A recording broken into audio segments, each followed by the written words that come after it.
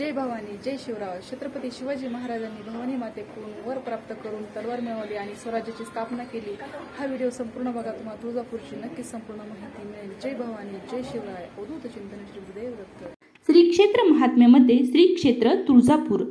तुळजापूरमधील मुख्य स्थान भवानी मंदिर. दाट वनराई आणि निसर्गरम्य अशा परिसरात बालघाट डोंगराच्या दरीत भवानी मातेचे मंदिर आहे. मंदिराची रचना हेमाडपंथी केली आहे. या मंदिरास एकूण 4 दरवाजे आहेत. त्यापैकी दक्षिणाभिमुख दरवाजा हा पितळेचा आहे, तर बाकी 3 दरवाजे हे चांदीचे आहेत. देवीचे सिंहासन देखील चांदीचे आहे.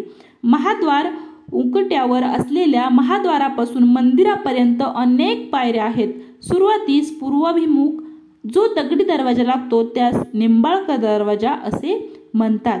हा दरवाजा ओलांडून पायऱ्या उतरल्यानंतर होमकुंड व देवीचे मुख्य मंदिर दिसते. होमकुंड व देवीच्या मंदिरावर सुंदर शिखरे आहेत. मंदिर प्रांगणात चिंतामणी, खंडोबा, दत्त, यमाई, नृसिंह या देवता आहेत. चिंतामणी म्हणजे एक गोलाकार दगड आहे.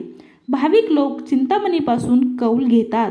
भक्तिभावाने त्याला दोन्ही हातांनी धरताच तो कौल दाखवतो असा चिंतामणी आहे. नेक्स्ट इज स्वयंभू भवानी मूर्ती. भवानी मातेची ही मूर्ती काळ्या गंडकी शिळेची आहे. मूर्तीच्या उजव्या बाजूस सिंह आहे, तर डावीकडे उलटे टांगून तपश्चर्या करीत असलेले तपस्विनी अनुभूती आहे. उजव्या बाजूस सिंहाखाली मार्कंडेय ऋषींची प्रतिमा कोरलेली आहे. देवीच्या उजव्या स्कंदाजवळ चंद्र आहे, तर डाव्या स्कंदाजवळ सूर्य आहे. देवीने मस्तकी स्तंभ धारण केलेला आहे. ही देवी अष्टभुजा असून तिने खालच्या डाव्या हाताने महिषासुरची शेंडी धरलेली आहे, तर उजव्या हाताने त्रिशूल त्याच्या बरगडीत बसलेला आहे. बाकीच्या 6 हातांमध्ये नाना तऱ्हेची आयुधे धारण केलेली आहेत. तिच्या पायाखाली रेड्याचे धड व शिर पडलेले आहे. मूर्तीसमोर भवानी शंकर आहे. ही मूर्ती चल असून वर्षातून 3 वेळेस मंचकी शयन करते. देवीची चांदीचा हा मंच मधल्या गाभाऱ्यात आहे. आता पाहूया दैनंदिन कार्यक्रम. देवीची नित्य 4 वेळेस पूजा होते. सकाळी 6 वाजता महताच्या हस्ते देवीचे मुख व चरण कमल धुतले जातात व भाजी भाकरीचा नैवेद्य दाखविला जातो. प्रातःकाली होणाऱ्या या पूजेस चरणतीर्थ असे म्हणतात. सकाळी 9 वाजता पंचामृत स्नानाची घंटा वाजल्यानंतर देवीला दह्याचे स्नान असते. याच वेळी देवीच्या मुखाला मध, केळी व साखर लावतात. देवीचे सिंहासन दह्याने, आम्ररसाने, उसाच्या रसाने किंवा श्रीखंडाने भरतात. स्नान झाल्यानंतर देवीचे खण व नारळाने ओटी भरली जाते. दुपारी 12 वाजता धुपारती, सायंकाळी 6 वाजता पंचामृत स्नान व रात्री प्रक्षाळ होतो. प्रक्षाळाच्या वेळेस देवीची सुंदर पदे म्हटली जातात. मंगळवारी व पौर्णिमेस मंदिराच्या अवतार छबिना निघतो. देवी नवसाला पाहून आपली मनोकामना पूर्ण करते असा हजारो भाविक भक्तांना अनुभव आहे. म्हणून भक्त लोक एकाही नवस करतात. अशा प्रकारे देवीचं ओटी भरणे, जवल, दंडवत, लोटांगण, पानांची प्रभावळ, माळपरडी, कुंकुमाचा सडा, गोंधळ, भद, निंब नेसणे, पंचामृत स्नान, पोत, महापूजा, अलंकार, सिंहासन भरण इत्यादी.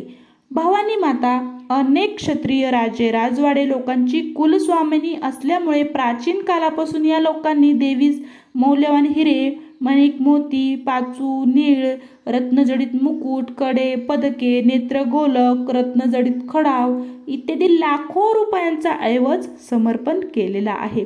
त्यामुळे देवीचा अलंकार कोश समृद्ध आहे. छत्रपती शिवाजी महाराजांनी देखील भवानी मातेस मौल्यमापन कंठहार अर्पण केलेला आहे. त्यांच्या भोसले घराण्याची कुलस्वामिनी ही भवानी माताच आहे. भवानी मातेने प्रसन्न होऊन शिवाजी महाराजांना साक्षात तलवार दिली होती. देवीच्या कृपा आशीर्वादामुळेच मोगल मुसलमान लोकांच्या प्रचंड शक्तीबरोबर सामना करून शिवाजी महाराजांना स्वराज्याची स्थापना करता आली. श्री क्षेत्र तुळजापुरातील उत्सव. वटपौर्णिमा. या दिवशी देवीची महायात्रा भरते. चैत्र पौर्णिमा. श्री क्षेत्र तुळजापुरातील उत्सव चैत्र पौर्णिमा या दिवशी देवीची महायात्रा भरते। या यात्रेस महाराष्ट्राच्या कानकोपऱ्यातून हजारो भाविक लोक येतात। यामध्ये शिंगणापूरच्या महादेवाचे दर्शन करून भवानीचे दर्शन घेणाऱ्या भाविकांची संख्या अधिक असते। महादेवाची यात्रा चैत्र शुद्ध एकादशी व द्वादशी असते, तर देवीची पौर्णिमेस असते। या यात्रेस विशेष म्हणजे ठिकठिकाणच्या काठ्या या यात्रेसाठी येत असतात। या काठ्यांमध्ये भातागळी तालुका उमरगा येथील काठीचा छबिन्यांपुढे पहिला मान असतो। नंतर शिरवळ नायगावच्या काठ्यांचा मान असतो। शिरवळ व नायगाव ही 2 गावे सातारा जिल्ह्यातील वाई तालुक्यात आहे। म्हणजे जवळजवळ 200 मैलाचे अंतर कापून या काठ्या तुळजापुरास येत असतात। विद्युत रोषणाई, विविध प्रकारची वाद्य, लेझिम, नृत्य या लवाजमासह या काठ्यांची मिरवणूक निघते। काठ्यांची मिरवणूक म्हणजे भवानी मातेची दिंडी। तुळजापुरातील उत्सव दुसरा आहे विजयादशमी। महाराष्ट्रात तुळजापूरचा शिलांगण सोहळा प्रेक्षणीय असतो। हा पालखी सोहळा पाहण्यासाठी तुळजापुरात हजारो स्त्री पुरुषांची गर्दी झालेली असते। या दिवशी देवी पालखीत बसून शिलांगण खेळते। ज्या पालखीत देवीला स्थानापन्न केले जाते ती पालखी नगर येथील एक भक्ताची असून ती दरवर्षी दसऱ्याच्या आदल्या दिवशी येत असते। या पालखीसोबत देवीला निद्रेसाठी म्हणून पलंग देखील असतो। पालखीची भव्य मिरवणूक नवमीच्या मध्यरात्री निघते। शिलांगणास निघण्यापूर्वी पालखी अगोदर होमकुंडाजवळ येते। येथे त्या ठिकाणी पुष्कळ सुवासिनी देवीस पंचारतीने ओवाळतात। देवीच्या अंगावर अनेक साज चढवले जातात। त्यानंतर ही पालखी शिलांगणास निघते। शिलांगण संपल्यानंतर देवी 5 दिवस भक्तांच्या मंचकी शयन करते। देवीला स्थानापन्न होण्यासाठी आणि निद्रा करण्यासाठी ज्या भक्तांची पालखी नगरवरून तुळजापूरला येते ते भक्त म्हणजे बृहाननगर येथील कै जनकोजी देवकर हे निस्सीम देवी भक्त होते। एकदा देवी अनाथ बालिकेचे रूप घेऊन बुऱ्हाणनगरात फिरत असताना त्या बालिकेस कुणीच आश्रय दिला नव्हता। जनकोजी देवकर यांनी ज्या वेळेस त्या बालिकेस पाहिले त्यावेळेस त्यांनी तिची दया येऊन त्या बालिकेस आश्रय दिला होता। स्वतःच्या मुलीप्रमाणे ते तिचा सांभाळ करू लागले। ती बालिका दिसायला अतिशय सुंदर होती। पुढे ज्या वेळेस ती तारुण्यात आली त्यावेळेस बुऱ्हाण राजाची तिच्यावर वाईट नजर गेली। तेव्हा त्या मुलीने अतिशय क्रोधित होऊन तुझ्या या पापी वासनेचे फळ तुला भोगावे लागेल। पापाचे वास्तव्य असलेली ही बुऱ्हाण नगरी निर्मनुष्य होऊन जाईल असा शाप दिला। देवीच्या या शापाप्रमाणे गावात हाहाकार माजला।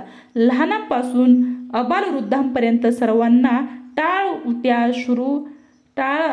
आणि उलट्या सुरू झाल्या। कित्येक लोक गाव सोडून गेले। त्या मुलीच्या शापवाणीचा हा चमत्कार पाहून लोकांच्या मनात तिच्याविषयी कुतूहल निर्माण झाले। सर्वजण तिला नमस्कार करू लागले। त्या मुलीच्या पायगुणामुळे गरीब जनकोजी हळूहळू श्रीमंत बनले। पुढे काही दिवसांनी त्या मुलीला घेऊन जनकोजीस तुळजापूरला यायला निघाले। तेव्हा वाटेतच त्या मुलीने जनकोजीस आपले दिव्य स्वरूप दाखवले व ती गुप्त झाली। तेव्हा जनकोजी एकदम बेचैन होऊन गेले। त्यांनी त्या मुलीचा धास घेतला। त्यांनी देवीची एक वेळेस करुणा भागली आणि शेवटी उंचावरून आत्महत्येसाठी म्हणून ते उडी घेणार तोच देवी प्रगट झाली व प्रसन्न होऊन म्हणाली की तुझी काय इच्छा आहे ते माग, त्यावर तुझ्या सेवेचे व्रत पिढ्यानपिढ्या चालावे अशी जनकोजीने आपली इच्छा व्यक्त केली। तुझी जर अशी इच्छा आहे तर तू पाठविलेल्या पालखीत मी शिलांगण खेळीन व तुझ्या मंचकावर मी 5 दिवस निद्रा करीन असे देवीने त्याला आश्वासन दिले। जनकोजी हयात असेपर्यंत स्वतः पालखी घेऊन येत असत। एकदा वृद्धापकाळी पालखी आणि पलंग घेऊन येत असताना वाटेसच त्यांचे देहावसन झाले। त्यांच्या अंतिम इच्छेप्रमाणे त्यांची समाधी तुळजापुरात बांधलेली आहे। सध्या त्यांच्याच वंशातील लोक पालखी घेऊन येत असतात। दुसरा आहे उत्सव म्हणजे आश्विन पौर्णिमेचा। तुळजापुरातील या उत्सवाचे आकर्षण म्हणजे सोलापूरच्या काठ्या। या दिवशी सोलापूरच्या काठ्यांचा बहुमान असतो। सोलापूरच्या या काठ्यांची परंपरा 500-600 वर्षापासूनची आहे। या काठ्यांची मिरवणूक सुरेल सनई वादत निघते। अशा प्रकारे आपण तुळजापुरातील जे काही उत्सव आहे ते बघितलेले आहे। आता दुसऱ्या भागात आपण भवानी माता अवतार कथा बघूया। भाविक भक्तांनो, चॅनल जर नवीन असाल तर नक्की चॅनलला सबस्क्राईब करा. माहिती आवडत असेल तर नक्की व्हिडिओला लाईक करा. जास्तीत जास्त भाविक भक्तांपर्यंत माहिती पोहोचवण्याचा प्रयत्न करा आणि कमेंट्स देखील करा. अवधूत चिंतन श्री गुरुदेव दत्त. झालेली सेवा आईच्या चरणी समर्पित करते. श्री स्वामी समर्थ. श्री स्वामी समर्थ. आई राजा उदो उदो. आई राजा उदो उदो. दुसऱ्या भागात आपण भवानी माताची अवतार कथा बघणार आहे. दुसरा भाग बघायला सुद्धा विसरू नका. धन्यवाद. अवधूत चिंतन श्री गुरुदेव दत्त.